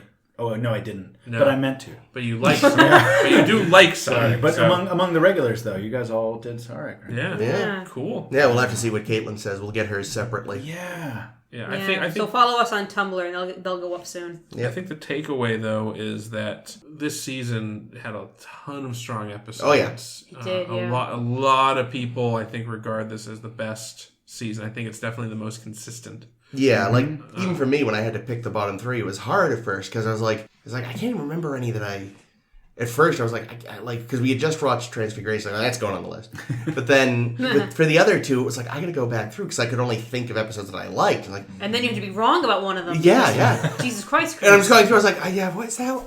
Oh, yeah, I guess that, yeah, sure, why not? And that, oh yeah, fuck that one. But, whereas, like, again, I had, like, 6 before I stopped myself from giving myself candidates for the top 3. It was like, you only have 3, you've already got 6, just chill. Right. So it was a great season. Yeah. And, like, in spite of that, or maybe, I don't know, that's not the right way to start the sentence, but I was stunned to find, as I was encroaching on Ames territory in my trivia research, that, like, this season was hell to put together. Like, the revolving door of the writer's room, people getting fired, people quitting all the time, people getting called in over the Thanksgiving break to do yesterday's Enterprise. Oh, that's right, because that was the only day they could get Yar and Whoopi in a room together. Yeah, and, like, well, the writers, they couldn't write it fast enough, and, like, it was a mess. Apparently the show was hell to work on for this season, and it gave us some of the best episodes. And I think that's a really kind of familiar thing for anybody in a creative field to... Yeah. I know season 4 is going to struggle a lot. 4 is going to start strong because there's going to be less turnover at the start. Right. Aside from eventually kicking out Wesley, but here's hoping. But the writer's room finally solidified a little bit, and Yeah. So, Alright. I mentioned presents. Oh, yeah. Michael brought us some interesting artifacts. Yeah, some doubtless more enjoyable than others. We'll start with the enjoyable ones. Okay. Michael, where did you dig these up? These are 1991 25th anniversary trading cards for Star Trek TNG. I bought a box of these on eBay late at night. That sounds like a late night eBay adventure. Yeah, well, I used to collect them as a kid. Yeah, I think I have these too. I certainly have some Star Trek cards.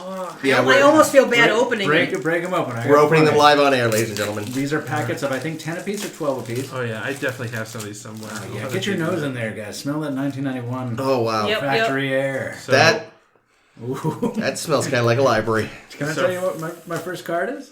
Yeah. Yes. It's an episode card. Yeah. Oh. Code of Honor. ooh, Classic. wonderful. Classic. All right, I have The Naked Now. Oh, another Naked great- Now. It's Oh, with Picard and Crusher getting Oh. sexy. Oh, Hi, dear. Doctor. That episode ain't very good, but that noise is amazing. I've got here...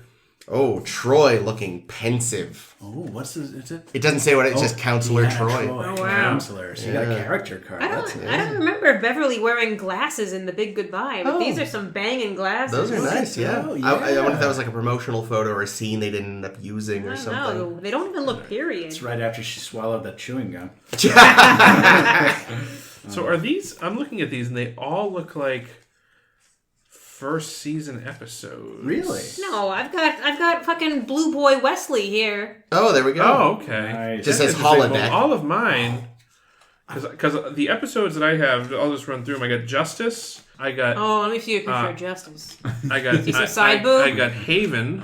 Oh, it's Yeah. the kids in Justice. But man side boob nice. as well. I got The Last Outpost. Uh-huh. Hide and Q. Actually, yeah, I'm favoring the early seasons too. Encounter at Farpoint. Code of Honor. Oh, you've got it too, huh? Yeah. Oh, but I have 10 Forward, which wasn't introduced until the second season. So Yeah. interesting. I've got See, a lot I've of second got- season over here too. Elementary Dear Data, where silence is least. Oh, nice. Yeah, I've got Troy. I've got the Jag Woman from Oh, Measure Picard's of a Man. Sweetie Pie. Got Picard himself, just that like the sort of headshot of Patrick Stewart as Picard. It's probably his Wikipedia entry photo. Oh, Gates McFadden, again, very much like headshot. Which one? It's literally just You've like... got the ugly one from season 1. And no, she's Ugly? always No, stunning. she's It's not pretty. ugly. But look at this one. I have a Dr. Deborah Beverly Crusher physician card as Oh. well. She's wearing the deep blue version uniform in her season 3 red hair. Yep. Nice. Never gets more beautiful than that. This is, again, like clearly like a publicity photo. She's got the, like, early 90s school picture day background. Definitely. Yeah, I got a Troy like that, too. Oh, yeah. She's looking less pensive in yours. You want to get the novel cards, guys. Contamination. Oh, shit. Oh, I got one of Troy those. and Worf with some crazy masked alien between them. I have not read that one. I've got unconscious Picard from Times Square in a shuttle pod. Nice. He desperately wants to get off the ship. Man, these are great cards. Oh, it's Captain Picard with the kid with the Tribble doll. Well, quote-unquote doll. She just killed the Tribble. Yeah. Oh, that's From, what's it called? What episode is this called? When the Bow Breaks. Thank you. Oh, right. Well, I got one too. What else? Oh, here's Deanna looking pensive in The Child. That was a terrible episode. Ian Andrew. Oh, it's Wes in his yesterday's Enterprise uniform. You can tell because he's got with the collar? Yeah. His collar. Yeah. Didn't like that collar. He also looks forlorn at the prospect of existing in this horrible universe. It's pretty He wouldn't. mediocre universe. They would have killed him long ago. A matter of honor, I Klingons. wish the back had a description from the yesterday's Enterprise timeline. Yeah, that'd be good. But it's just a biography of Wesley. What else? Oh, we've got the shuttle pod Elbaz. Oh, well, Sorry, Baz. shuttlecraft, according to the card. Oh, no, you were right. Shuttle. Oh, we got fucking Rivas getting his hand held by Picard from Loud as a Whisper. Not Sorry, Troy. Reva. Oh, that's right, because Troy's got her hand somewhere else. Yeah. Oh, no. Boy. Remember Picard yelling at him? Kinda, yeah. We are all in this together. I think this is that. This is that scene because he grabs his hand right afterwards. And, oh, God. The card is titled A Place for Families, and it's clearly like a publicity or costume test photo of Gates McFadden with Will Wheaton in one of his less regrettable first season costumes.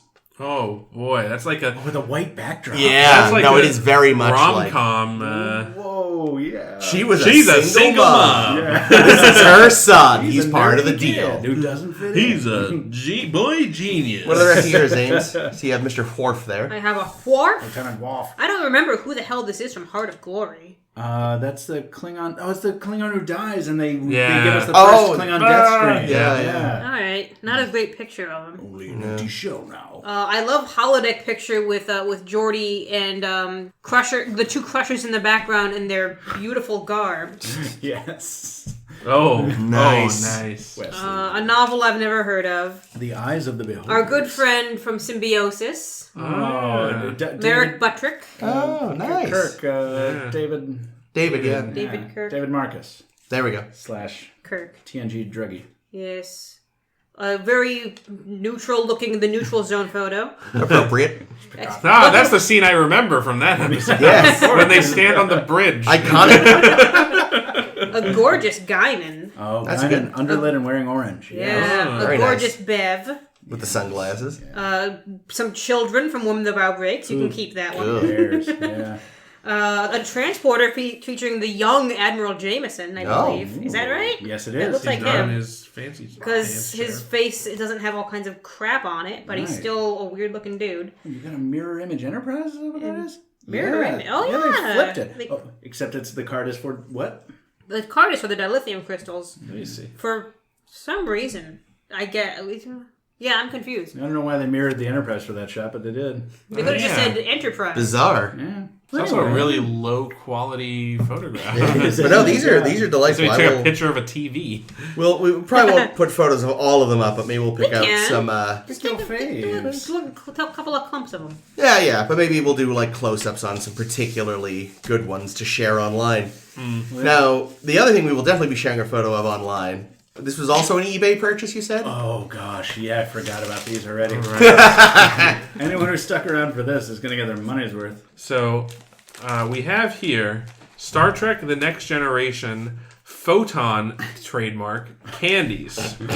Wait a minute, they trademarked the word photon? That's where the trademark symbol. Isn't that a real word? Till this merchandise. So this is an unopened bag of 1.5 ounces of Photon candies. Is there an expiration date on it? Nope. No question. Nope. I don't think so. that means they're But fine. we can tell you that they're the always fine, printing on forever the and ever. package is copyright 1992. You have some napkins in case you have to split them up? we're- Yes. Good idea. So we're looking at least 25 years old here. Yeah. Mainly, I'm sorry that the listeners aren't going to be able to smell whatever we smell when we open Yeah. this Yeah, that's package. going to be fascinating. So this is and we should also mention that there is a special offer on the package for $7.50 plus $7.50 plus 3 coupons. So you need to eat 3 bags of these. Unfortunately, we only have one. Yeah. We'll still So eat you it, send though. 3 coupons with $7.50 and 3 UPC codes as well as the coupons, I guess, from the candies. Plus, wait, what? Okay, these instructions are really unclear. I'm going to read these verbatim, okay? And you tell me if this makes any sense. Okay. Send 3 coupons with $7.50 and 3 UPC codes from any 1.5 ounce package of Star Trek Photon candies plus $2.50 shipping and handling. So really, send us $10 Yeah. would have been fine. Yeah. To New Age Services, Inc., P.O. Box 3002. Sorry, whoever currently owns that P.O. Box. I'm sure you're getting tons of these. Yeah. Westfield, New Jersey, 07091. Please allow 4 to 6 weeks for delivery. You can get your very own. A very own Star Trek The Next Generation large communicator pin. Gold and silver plated. Actual size, 2.5 inches in height. It's a $15 value For $10. for $10 plus 3 bags of candy. Which probably cost about $2 a piece at the time. Yeah. Yeah. So It's a But great you also get candy, though. So. You that's do. true. You do get the Yeah. candy. So to describe the appearance of these, they're Yeah. like little rocks. They look like They look like Tums. they're like I believe they're gummy, or they were Well, gummy yeah. when manufactured. Yeah. Kind of like jelly bean type candies. That's exactly right. I've had these before. Fresh. 25 years ago. You and I probably had them in exactly the same time when they were Yeah. fresh and new, right? Yeah, they're just jelly beans, You're basically. right, oversized jelly beans. But what I found most puzzling about this retail packaging, though, is that these aren't like rocks the Enterprise is deflecting away. No, they're shooting them. They're firing multicolored asteroids from the photon torpedo launcher. Yeah, this is a case of the candy factory was like, yeah, we make one kind of thing. Right. We make rocks. Oh, how does that factor into Star Trek? I don't know. They come out of the ceiling when the ship gets hit. Yeah. There we go. These are the rocks. Yeah, these are the rocks from the rock. So garden. who's gonna open them? Because they will. I have opened many of these. I think you have as well, as you say. Yeah, We should have So, somebody who's never someone opened who a would pack. like the honor of Yeah. opening. Why? the So pack. you can watch us struggle with the plastic? There's 2 things. Now, I'm gonna do it Do it. because I Let me know have if you need scissors instead. a fairly poor sense of smell, which means if it smells really bad and I can tell, that's bad. Okay. I mean, the thing is, it's sugar. Right. I'm just wondering if they're going to be All rock right. hard. They're They probably open. that's what I'm expecting. Give it a whiff. Break some teeth on these things. What does this 25-year-old air smell like? Kind of like Twinkies cream. Oh, Ooh, Yeah, hold on, hold on. that's not what I was going to expect. Okay, yeah, I can see that. Get a nose full of that before It's you not. pour those in. It's not terribly pungent. Oh no, it's actually rather mild. You can tell it's sweet. You know, it does smell like Tums, though. It's to your point. I think It's like the world's worst wine tasting. Yeah. this I'm is gonna like pour an these out and get a archaeological- photo. We are gonna try to eat these people. Oh, Yeah. one of them has already its end has broken off. Oh, I saw I don't that. want to eat that one. I Oh, want 2 the of them. blue one. All right, let me get another. So we have what do we have? Blue, Let's orange, line it up with the white. package. Yeah. red, green, darker green, and that's about. God, these really look like rocks. I think that's probably they are They were now. probably marketed to at science museums as geology exhibit. So I want so. the orange one. I'm gonna take the one that no one wants to eat, and I'm gonna do this with it. You know, That is it on the tabletop. Oh, they're really hard. I will do green. Okay. I'll take this All right, orange here one. we Good go. luck, everybody. Oh, and here's napkins if we need to spit them out. I go. Oh, they don't taste bad. They taste okay. Oh, they're still a little. They're gummy. just really hard. Yeah. Yeah, the coating is hard. Yeah, they still taste pretty good. They taste a little bit like that fizz, that rock fizz. What the fuck word am I thinking of? Pops something. Pop Rocks. Pop Rocks. They taste like Pop Rocks, but they don't pop. So The flavor reminds me, at least this one, I don't know if they're multi-flavor, but this one reminds me of candy cigarette flavor.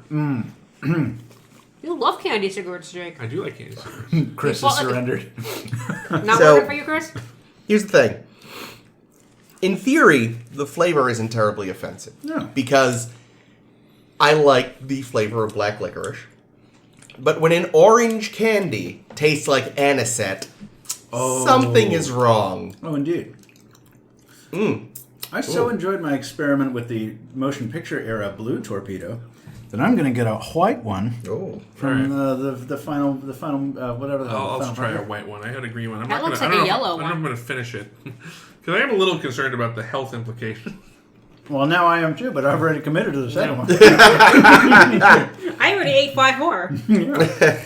Oh man, these taste good. I remember eating a lot of these. Oh, that was fascinating. I Again, remember like, eating these too, but they were not this just, consistency. just the fact that I got black licorice from orange has me a little worried. Hey man, that's space, bro. It was a very nice black licorice. Yeah. Mild, you know. Oh, that was astounding. That was fun. Evidently, Sorry you're going to have to listen to us eating. Yeah, you know sorry about what? all the mouth noise. That's Oh, okay. We try not to. This would be worth we it. you know, I feel like Are they all the same flavor? They No. are Chris's now. wasn't. By now they are. Chris So, had yeah. anisette, evidently. Yeah. We just got to make our way through 2 more of these guys, and we're going to have our com badge after $10 in That's 6 true. days, weeks. Yeah, make sure you save this package now. Oh, I want to go on to the address on Google Street Maps and See what's see there. what it looked like. Well, yeah. probably a post office or like a Oh yeah, there's a PO box. it's a box. Yeah. Well, maybe is there a proper address for the company though, separately? Maybe. I don't see it. That's too bad. You guys should do an episode, a nostalgia episode on Star Trek merch. Just do a whole hour. We should have. Just play with all of Jake's toys. Yeah. I'm gonna look up the company. See if they're still around. New Age Services Inc. They're a church now. Yeah. A name like that, I'm surprised they weren't at the time. Oh wow, that was an absolute joy. Yeah. Thank you for the gifts. They added an extra twist to I the wish episode. all our guests brought us gifts. Absolutely. Well, I have so much of this stuff in my house, and as I can see, you guys need more stuff, and more Star Trek stuff in this one. Yep. Fill the house to the top. Oh, it's so great. So I've listened to this podcast many a time, as you know, and I've always heard you guys playing with the various merch around, but I had no idea how excellent the quality was. the museum of Trek that we have. God. But yeah, no, thank you for having me on. Thanks for being on. Where can we find you when you're not here? I'm usually on the internet talking about technology, mobile technology, in fact, and I can be like found. Borg gear. Yeah, like they make a microcomputer now in the shape of a Borg cube.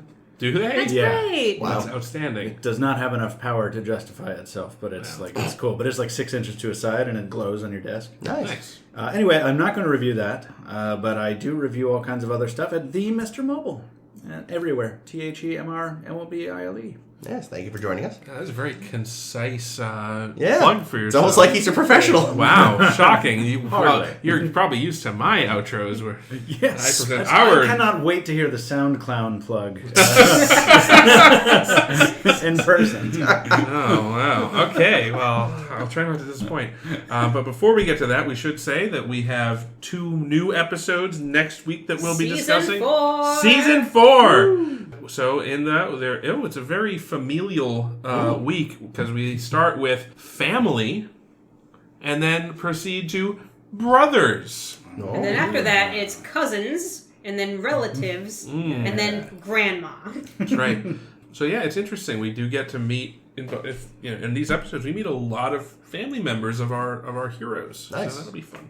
Yeah. And again, as mentioned, we'd be dealing with some of the fallout from what happened this week.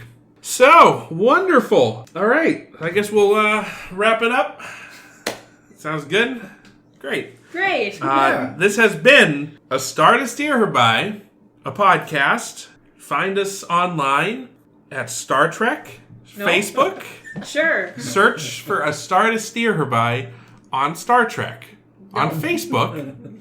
We're also on Twitter and Tumblr. Our name there is sshbpodcast.com/Star Trek.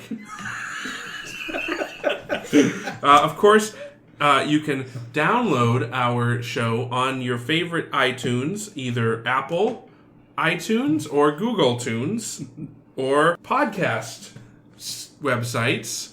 Or every week that's what it is. And you can also find us on SoundCloud and on various other places as well. Are you looking something up? I'm seeing if maybe there is Star Trek one of the many alternate URL things. Star Trek.net is already taken. Definitely. I think you can just... Star Trek.org just redirect... No, sorry, Star Trek.org is already taken. Star Trek.net redirects to Star Trek.com. I'm sure anybody working... Also, you can just go to like a domain search.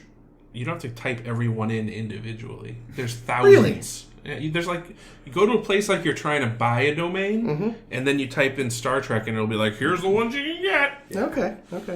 Which will probably be none. Probably. I'm sure they would have... Although, again, StarTrek.org looks like a fan site still, so really? they did not bother trying to get it from that one guy. If they probably bought it in like the early 90s or something, you know? Pretty sure you could snap up Google iTunes.net/SoundCloud. That's true. Just get one of the URLs that I say, and we'll get that. That'd be great.